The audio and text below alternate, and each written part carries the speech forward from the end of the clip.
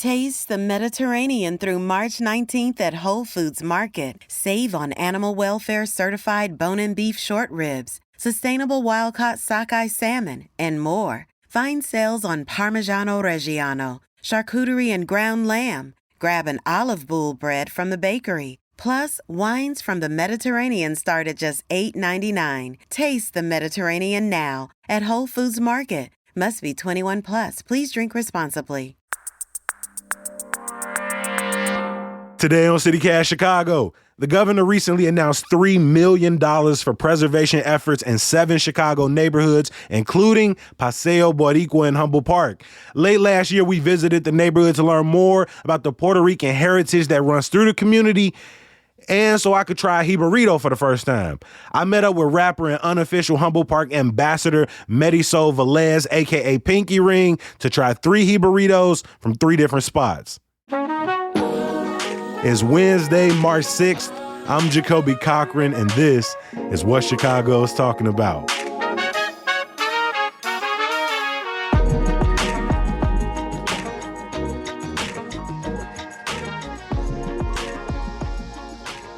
I'm out here in Humboldt Park at the Bow House with the homie Pinky Ring, a local Chicago MC, a teacher, a performer. And we're here because when I started asking people around the city that I knew who lived in Humboldt Park, where was the best place to get a Jibarito, Pinky had opinions. And not only did you give us some options, some suggestions, some places to go, but you also said you wouldn't mind stopping by Humboldt Park and eating a couple Jibaritos. So lead producer Simone Alicea has gone to 3 different places, picked us up some steak and some veggie Jibaritos, and we're going to talk about why this is one of Chicago's greatest food inventions. Pinky, you want to jump into this first one? I do, actually. It's smelling very garlicky. So if y'all don't know, this Jibarito, the emphasis is on the garlic. The more garlic, the better. Mm-hmm. For people not familiar, a Jibarito is made with green plantains that are fried, smashed, then fried again. Mm-hmm. On the sandwich, you'll find cheese, lettuce, mayonnaise, maybe some garlic aioli. Definitely tomato also, right, yes. Some tomato, mm-hmm. some steak was on the very first Jibarito. Of course, now people make them all kinds of ways. Absolutely. Ham, chicken, you can get them veggie. But for me personally, I've never had a Jibarito. Pinky, I know you love them. I've only learned the story of the Jibarito in the last couple of years. You're kidding me. Nah. Oh, so this is a special even moment. more Yes. special. Y'all don't even know. Y'all are witnessing Chicago history right now. This is and like I'm not the just day. eating one Jibarito. I'm going to eat 3 different ones. 3 of them. And of course, 3 of them bad mic. boys. Yes. All right. Dig in. Oh, my God. Oh my gatos. I see the lettuce. I see the tomato. I see the thinly sliced steak. These plantains feel nice and oily on my hands. I definitely see some like garlic sauce on the other side. Let's get in here. Wepa. The flavor is nuts. Like this doesn't have too much lettuce on it, and so I'm not getting as much maybe crispiness. The plantains is fire. Yeah. The plantains is good. Well, that's the Jibarito. When I'm trying to pitch this to people and trying to have them understand what it is that we're doing here, it's always picture the best steak sandwich you can have, but the bread is fried plantain. But you really have to taste it to get the true essence of this culinary genius that is Chicago-centric, but actually wasn't created in Chicago. I was asking some friends about it because I saw someone made a post that caused a lot of controversy on Facebook. That's how we Puerto Ricans say Facebook. On Facebook, there was a lot of controversy because my friend Carlos Jimenez was like, I love you, Chicago, but the Jibarito wasn't invented there. And everybody, even like folks that are like prominent community members of the Humboldt Park area and of Chicago, they had no idea that it was inspired by this restaurant in Puerto Rico called Plátano Loco, where they would put everything on a plátano. And so that's really where it came from. I think it was Aguada, Puerto Rico. So Chicago perfected it, though. I will say that. And it is a Chicago Puerto Rican thing. You cannot deny that it's a staple in our culture and in our food here in this city and in Humboldt Park. Why is this such a staple in, Puerto Rican Chicago? I think it's just that genius, right? And I think a lot of it has to do with just the diaspora, right? Like, we're here, we're trying to maintain our cultural heritage from Puerto Rico while still celebrating what it means to be Chicago Rican. You know, there's a lot of emphasis on New Yorkers, but Chicago Rican is a very real thing. And I think that this sandwich really displays that sort of, we're from there, but we're from here. We're from both places, and our cuisine reflects that, right? Because these are things that you would find in Puerto Rico. There's no plátano trees in Chicago, right? Maybe they didn't have access to bread or to the wheat to make the bread, but they have plátano. So they're like, we could just go put a bunch of stuff on some plátanos. And anyone who comes to taste it. I had some friends from Spotify in town. I took them there.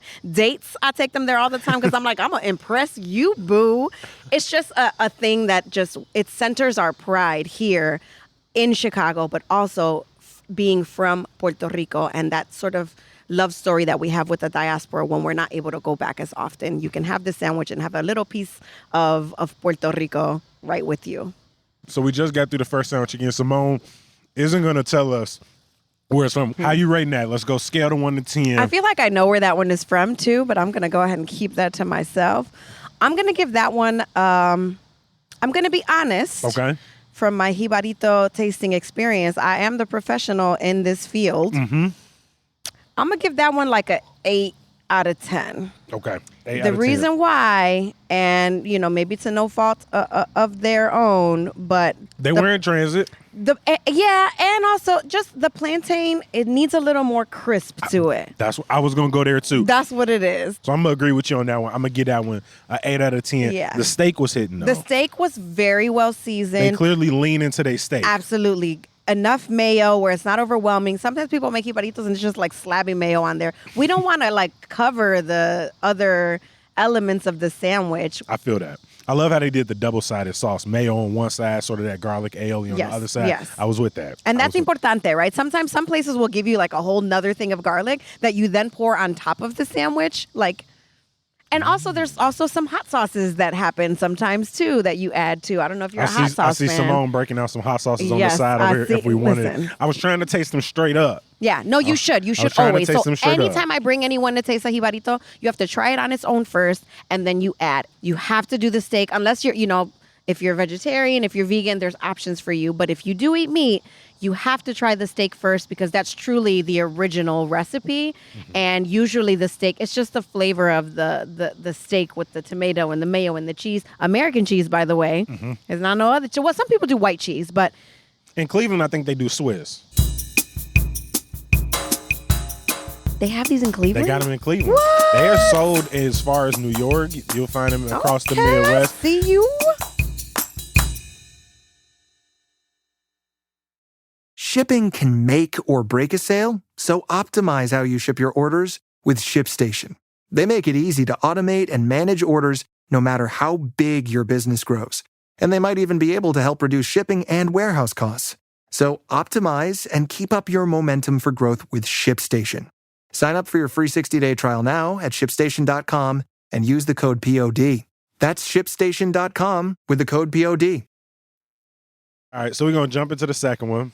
Off the back, as I'm looking at this one, I'm just guessing that this plantain is a little crispier just the way it's sitting, and it's a lot of more iceberg lettuce around. So I'm seeing a little more crispy and more than crispier. Yeah. It's like folded up, and it's a little thinner too. That's where you get the crispiness, is when you flatten it out really well and then refry it, because it can't be too thick or you're going to get that softness in the middle, which is okay.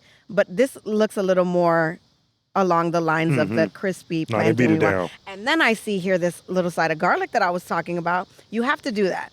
Got to do You a little gotta extra put the garlic. garlic on the top. Yeah. And I always tell people, when you have a Jibarito, like, you cannot kiss someone for like 48 hours unless you both had a Jibarito. And then it's all good in the hood, right? Because you both are garlicky as heck. And it looks like we have some hot sauce here. How do you feel about hot sauce, Jacoby? I'm going to do the hot sauce on the second bite. I'm going to go the first one with the extra garlic. Yes. So we might be giving this one a little bit of a leg up by throwing garlic on it, but that's life. I mean, but it That's came how with is. it though, so you Oh, gotta is this honor. one? This one was in this particular. Oh, You gotta honor I like the that. ingredients. No, they gave you what they gave you. Listen. Okay, I thought this was just on the side. Yeah. For all of them. Okay, No, I like okay. that. This is, and it's heavier. Oh my goodness. Now I'm biased because I know for a fact where this one is from.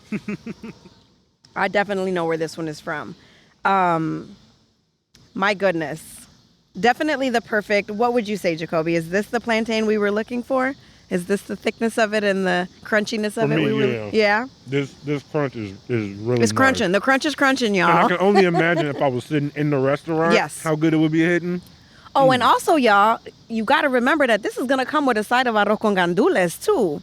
So you got to, it's that yellow rice with the pigeon peas. Yes, they're pigeon peas in English. It's very weird.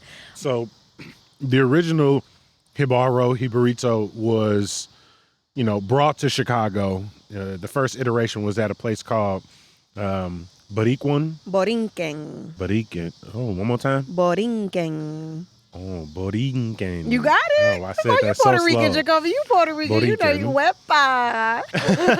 And by a man named Juan Figueroa, the recipe that Juan Figueroa found was in a Puerto Rican magazine. And so the plantain sandwich is something that's been there and been around, but he gave it that sort of extra spin and gave it that name. Originally, it was called the Jibaro, which I think means hillbilly. But depending who's using it and who they're using it towards, could be a slight, could be endearing. It goes both ways. Absolutely. That place was originally in Humboldt Park. It's now in North Center.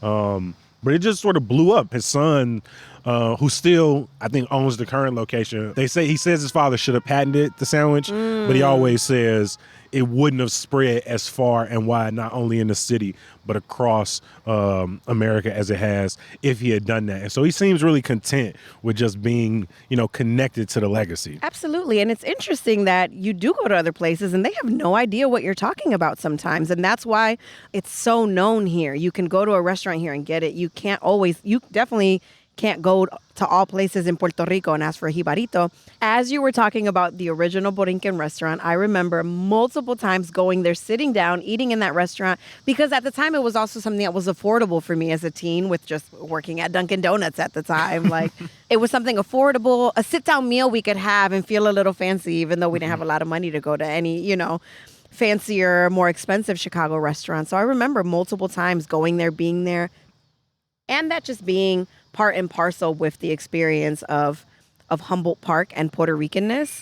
It's a sense of pride that you have when you see someone take their first bite and you're like, yeah, you like that, don't you? It's just, it feels so good to be able to share our culture, especially in a time where gentrification is happening in this community. We're being pushed out. It's beautiful to see these staples and these restaurants still here and still thriving, and for us to be able to bring people from other places and say, hey, look what we're doing here. We're fighting against this. We're still here. We're still presente. There's a term called plantando bandera. That means planting your flag. You go up and down Humboldt Park, you see these flags everywhere. We do not play about our Puerto Rican flag. You got flags hanging from your ears right now? I do. I have Puerto Rican flags. And they're not just any Puerto Rican flags. These are the Paseo Boricua flags. I had to wear them specifically for this interview. Specifically. How important has that been for you? I mean, you obviously live in Humboldt Park, but you've taken the story of Chicago, the story of Puerto Rican culture around the world. Yeah. You've taken it back to the island. You've taken it around the country, but even around Chicago. Like you said, people are going to be able to hear your voice in the Museum of Science and Industry. Period. You've hosted at the Lollapalooza stages. How important is it for you to just be able to rep this culture in the city and around the world? It is the most important thing in the world to me, because if you don't know where you came from, you don't know where you're going. And so for me, Chicago, I always say Chicago, being a woman, being a hip hop artist, being from Chicago, and being Puerto Rican are the things that have informed my career as a hip hop artist the most. All of those things have played a role in molding what my message is going to be, what are the things that I'm going to stand for. Now take a walk through the streets of the shot. Young kings organizing for a piece of the pie. Reasoning why they skin brings. And I was adopted. People literally people will be like, Pinky Ring from Humboldt Park. I'm like, y'all know I'm not from here, right? They're like, no, shh. Just shh, you from here now. I was adopted. And I love that because it's almost like a family outside of my family, because my family came from Puerto Rico and they didn't really celebrate their Puerto Rican heritage, right? And so I had to learn on my own what it meant to be Puerto Rican, learn the music, learn the culture. So all of those things are important, and that's why I share that in my story. I share that in my music. Victory, we make it through the day to the day, that's a victory. No matter what they say, we okay, that's a victory. Occupy church steeples till we equal. So we finished 2 samples of Jibarito at this time. What is your rating for the second one? That's a. I'm gonna give that a 9.75 out of 10. Only because I didn't have that arroz con gandules. If I had the arroz con gandules, 10 out of 10.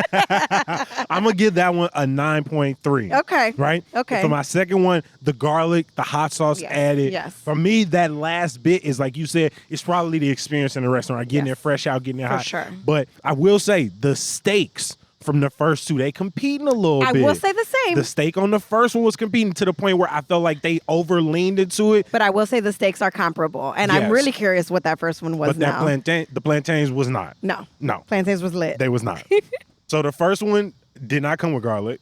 Nope. The second one came with garlic on the side, came with some hot sauce on the side. Yes. This third one got garlic on it already, and it came with a little bit of hot sauce as well.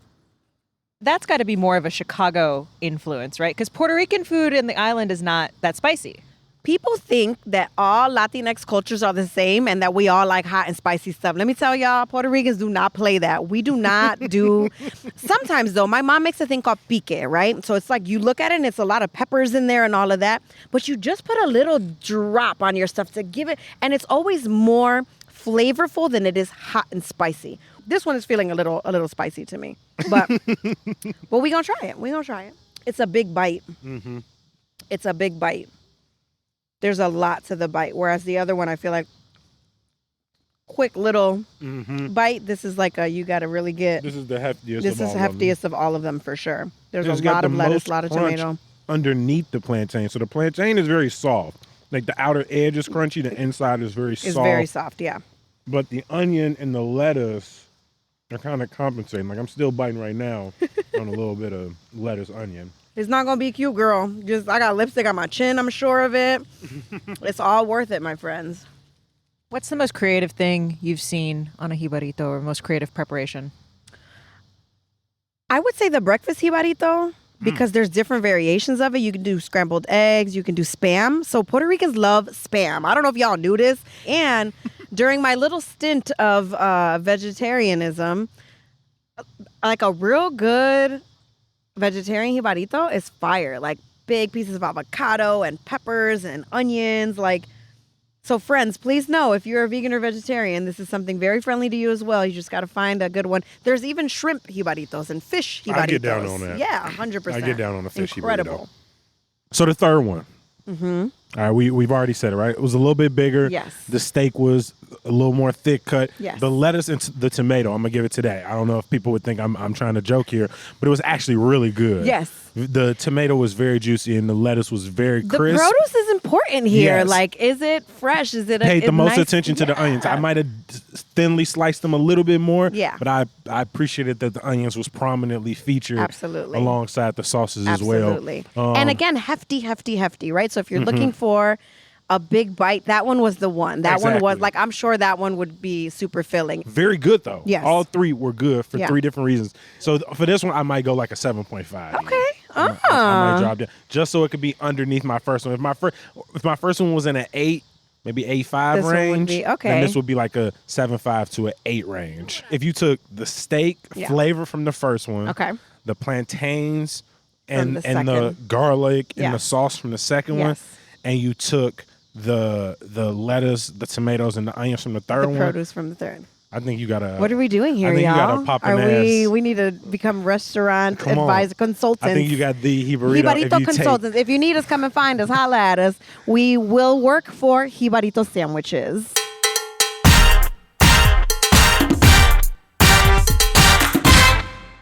We got lead producer Simone Ali said again. Thank you for going to 3 different places to grab Jibaritos in the midst of a very busy but beautiful day. So number 1, where was that Jibarito from? Jibarito number 1 was from Borinquen. So that is in North Center. Okay. So that is the original-ish Jibarito. Okay, it's a couple times removed from original. So number 2 is from. That is from Papacache here in Humboldt Park, just right on Division. And I know where this one is from. Can I reveal it? I think I know. Is that Jibarito Sin Más? Yes. Yay! In historic Logan Square-ish, yeah. Yeah. So we got 3 Jibaritos Yes. across 3-ish different neighborhoods with Yes. 3 sort of not very different, but 3 uniquely different takes on the Jibarito. Each of them we were able to give some credit to for having something that stood out, was maybe a little bit better, a little bit sharper than one of the ones before. Pinky Ring is a Chicago MC, performer, teaching artist. We will drop links to where you can find all of her work, places you can see her speak and perform in the near future. It has been an absolute pleasure, my friend, to sit out here, look at this beautiful water here in Humboldt Park, sit outside the beautiful Bow House. Thank you so much. Absolutely. Thank you.